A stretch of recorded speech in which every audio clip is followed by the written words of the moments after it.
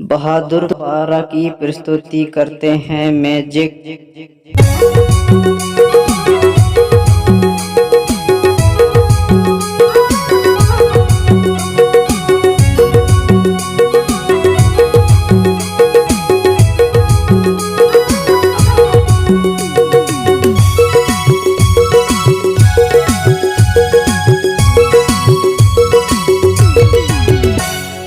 बनल है जवानी रानी तो, बनल है जवानी रानी तो, मजा लेते हो महू पी के महुआ के जोर, मजा लेते हो महू पी के महुआ के जोर।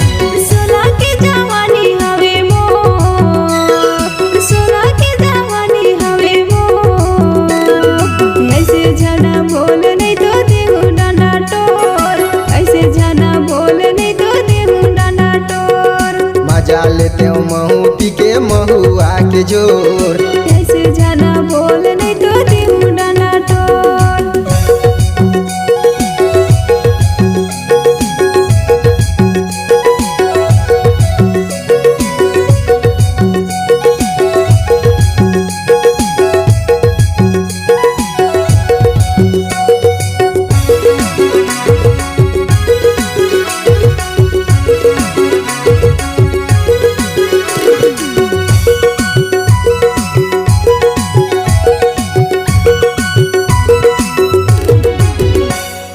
गुदुल गादल गाल तोरे लंबा लंबा बाल, चढ़ती जवानी तोरे उम्र 16 साल।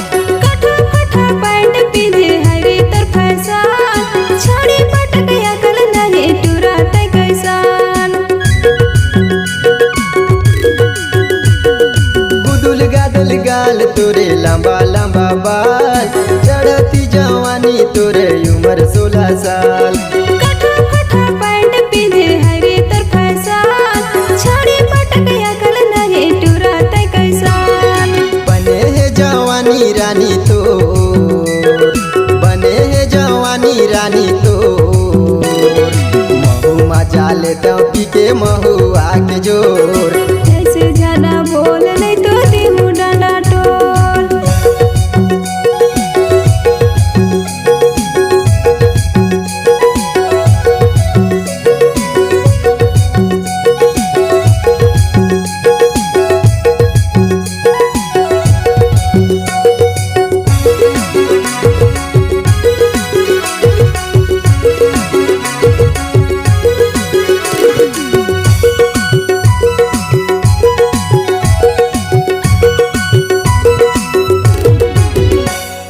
हिली जुली रेंगना तोर कमर लचक जाए, सुरता सतावे तोर देखे देखे भाई। दिल दे दे कर लेता प्यार, जिंदगी निभावे ते हर जियत भर यार। हिली जुली रेंगना तोर कमर लचक जाए, सुरता सतावे तोर देखे देखे भाई। दिल दे कर लेता प्यार, जिंदगी निभावे ते हर जियत भर यार। बनल है जवानी रानी तो, बनल है जवानी रानी तो, महू मजा लेते हो पी के महुआ के जोर, मजा लेते हो महू पी के महुआ के जोर।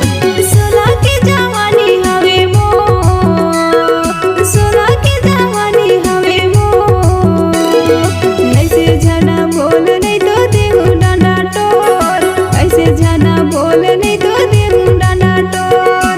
बनल है जवानी रानी तो, बनल है जवानी रानी तो, मजा लेते हो महू पी के महुआ के जोर, मजा लेते हो महू पी के महुआ के जोर।